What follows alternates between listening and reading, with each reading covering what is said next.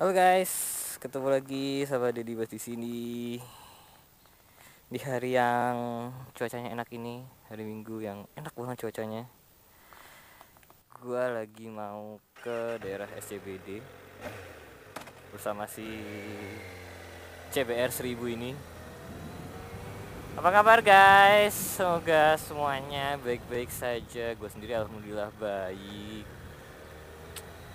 Enak juga ya, bukan Sun Mori, tapi Mori. Sun Mori kan berarti Sunday afternoon ride. Apa tuh jadinya? Sana free. Karena kalau udah sore jalanan, walaupun jalanan nggak sepagi sih, tapi ya seenggaknya sejuk lah. Kali ini kita ngobrolin apa ya? Gue kepengen ngobrolin mengenai jinjit. Nah, jinjit itu kayaknya adalah salah satu kriteria ketika orang membeli motor, men.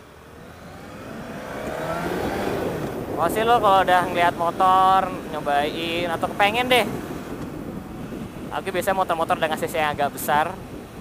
Pertanyaannya pasti ya adalah, wah gue jinjit gak ya naik motor itu? Wah kaki gue nyampe gak ya naik motor itu? Bla bla bla bla. Which is wajar sih, emang kalau orang naik motor itu kalau nggak jinjit tuh rasanya takut atau gimana gitu. Nah tapi sebenarnya kalau menurut gue pribadi nih ya, naik motor itu kalau jinjit sebenarnya itu cukup normal sih guys. Nah bayangin gue aja pakai Vespa itu jinjit gitu loh. Pakai GS tuh jinjit, dan gue rasa orang lain mungkin kalau mostly Asian, gue rasa sih juga akan jinjit gitu. Nah orang tuh biasanya panik kenapa kalau jinjit, karena kalau berhenti tuh takut nggak kuat atau dan sebagainya lah. Nah sebenarnya ada juga sih cara-cara untuk mengatasi jinjit tersebut gitu loh. Nah jadi kalau sebenarnya kalian mau beli motor nih, macet juga ya. Saya kalian mau nyari motor nih, terus kalian penasaran jinjit atau enggak? Menurut gue sih jangan sampai kayak lo tertekan kalau misalkan motor yang lo kepengen itu lo akan jinjit naik ya. Karena itu sebenarnya hal yang wajar guys gitu loh. Nah satu lagi yang biasanya juga orang menjadi patokan adalah seat height.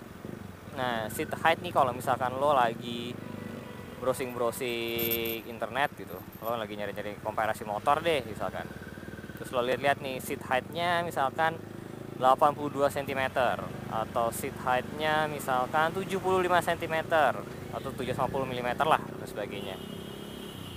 Nah sebenarnya guys, merahnya mati. Sebenarnya seat height itu tidak merepresentasikan keadaan yang sebenarnya. Nah sebagai contoh nih ya, CBR 1000 ini itu seat height-nya kira-kira 882 cm lah. R6 itu seat height-nya 81 kira-kira. Mungkin selisih 10 mm atau selisih 1 cm deh. Nah tapi ya gua dengan tinggi 165 ini, itu kalau naik R6 itu tuh jinjit men. Kayak tadi gue nyobain R6 nya si Jody tuh. Nah itu tuh gue jinjit, walaupun gak jinjit parah ya, tapi tetap aja jinjit gitu loh. Satu kaki pun gue akan tetap jinjit. Nah tadi kalau si CBR 1000 ini itu dapak men, dua kaki tuh bisa hampir napak kaki gue. Jadi walaupun secara spek ya, misalkan motor yang satu itu seat height-nya misalkan lebih tinggi dari motor yang lain, itu tuh sebenarnya tidak merepresentasikan keadaan yang sebenarnya gitu loh. Nah itu tuh bisa dipengaruhi oleh beberapa hal guys. Salah satunya adalah bentuk dari joknya itu sendiri, bentuk dari saddle. Nah bentuk dari saddle tuh mempengaruhi, karena kalau dia semakin lebar, nah kaki lo itu juga akan semakin lebar bukanya, dan itu memendekkan range kaki lo men. Percaya deh. Jadi walaupun misalkan seat height itu sana berapa gitu ya, tapi walaupun dia pendek, tapi gara-gara seatnya lebar, itu tuh lo pasti bisa jinjit gitu loh. Lo akan jinjit mungkin bawanya. Nah, misalkan contoh kedua adalah Vespa GTS tuh. Nah, gue pakai itu tuh jinjit loh.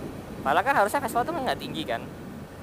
Salah satu alasannya kenapa jinjit adalah karena deck yang di bawah itu, tatakan kaki yang di bawah Vespa GTS itu cukup lebar dibandingkan Vespa Sprint ataupun Vespa Primavera. Jadi gue nggak mau kaki gue jinjit, yang actually jinjit loh. Jadi mau mundurin Vespa tuh juga agak susah sebenarnya. Gimana kaki gue jinjit? Jadi kalau misalkan kalian banding-bandingin motor itu sekalian terintimidasi gara-gara seat height-nya cukup tinggi, jangan langsung percaya dulu, bener-bener harus cobain dulu gitu, karena bisa jadi hasilnya akan berbeda. Nah, kalau cara-cara untuk mengatasi kaki jinjit ataupun saddle yang tinggi itu ada beberapa guys.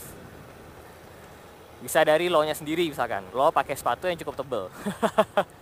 Sepatu riding itu biasanya sih solnya tebel loh, ataupun sepatu boots yang biasa dipakai anak-anak buat airsoft gun tuh. Nah, itu tuh tinggi tuh solnya. Itu bisa cukup mengatasi loh. Cukup mengatasi kejijitan lo.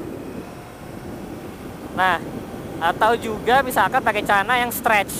Kalau lo pakai jeans, ya kan nggak gitu stretch tuh. Nah, itu bisa dipastikan lo akan membutuhkan sedikit lebih banyak effort dibandingkan lo pakai celana yang chinos ataupun celana-celana yang memang stretch bahannya. Balik lagi, karena itu akan menambah jangkauan kaki lo, men. Nah, opsi berikutnya adalah memodifikasi motor tersebut. Ini juga ada beberapa cara nih. Yang pertama yang menurut gue lebih gampang dan tidak mengutak-atik banyak hal, itu adalah papas jok, men. Nah, papas jok tuh udah paling bener deh. Kenapa? Karena lo tidak mengubah istilahnya, ya ditutup lagi. Lo tidak mengubah geometri, ya lo tidak mengubah geometri dari motor lo. Jadi kalau lo papas jok, biasanya lo tinggal bawa ke tukang jok kan, terus tadi dia akan memapas sesuai namanya, memotong busa-busa yang ada di jok tersebut. Nah, itu prosesnya juga nggak lama sih sebenarnya. Itu lo bisa nurunin bahkan kayak 1-2 cm lo dengan lo hanya memapas busa yang ada di jok lo. Memang sih nanti mungkin akan agak kerasa sedikit lebih keras, tapi I think it's fine lah. Nah, kemudian cara berikutnya adalah lo menurunkan suspensi lo. Antara lo mengganti suspensi yang lebih pendek, biasanya sih yang belakang sih. Kalau lo mau no-shock, lo ganti shock breaker link-nya itu. Nah, itu lo ganti yang sesuai agar dia lebih pendek. Itu juga salah satu opsi tuh guys. Nah, tapi kayaknya itu akan mengubah geometri dari motor lo. Atau juga suspensi depan misalkan lo turunin. Nah, itu juga bisa gitu. Itu akan menurunkan stang. Tapi baik lagi, itu akan mengubah sedikit geometri dari motor lo. Walaupun gue juga nggak tahu sih sebenarnya seberapa pengaruh gitu. Tapi ya namanya mengubah bawaan dari bawaan pabrik pasti akan sedikit berbeda lah, kira-kira begitu. Jadi sih kalau gue, misalkan kalian nih lagi milih-milih motor terus kagok dengan seat height-nya yang cukup tinggi, cobain dulu, beneran cobain dulu deh kalau bisa. Ini mobil mau kemana lagi? Cobain dulu dengan gear yang proper, jangan lo cobain motor yang lo kepengen tapi lo pakai sendal jepit. Karena nggak mungkin juga kan lo naik motor pakai sendal jepit kan, kalau misalkan lo mau riding yang jauh atau gimana. Jadi cobalah motor dengan misalkan celana yang akan lo pakai, ataupun menggunakan sepatu yang akan lo pakai untuk jarak jauh gitu loh. Entah sepatu cats lah atau sepatu riding gear, sepatunya yang lo nyaman lah pokoknya.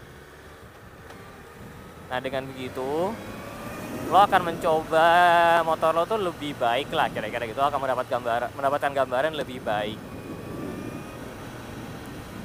Oke, kita belok ke sini. Yo loh, nih motor enak banget buat belok.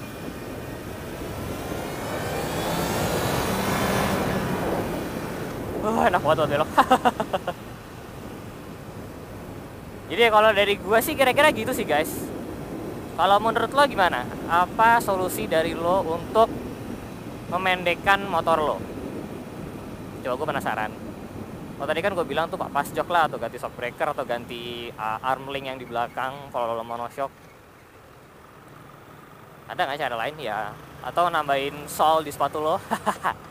Itu juga bisa sih sebenarnya. Jadi pokoknya jangan terintimidasi lah guys, jangan langsung percaya sama spek yang ada gitu. Karena bukti nyatanya sudah ada. Gue jinjit Tech R6, tapi gue nggak jinjit Tech CBR 1000 ini. Wow. Oh my god, ini motor kenceng banget. Sayang tadi ditutup lagi ininya, terowongannya. Itu padahal terowongan DSCP itu terowongan legendaris loh tuh. Pasti orang-orang yang suka sama suara knalpotnya pasti lewat situ. Terus digas lah, terus diapain lah. Makanya sekarang ditutup sama pihak SCBD-nya.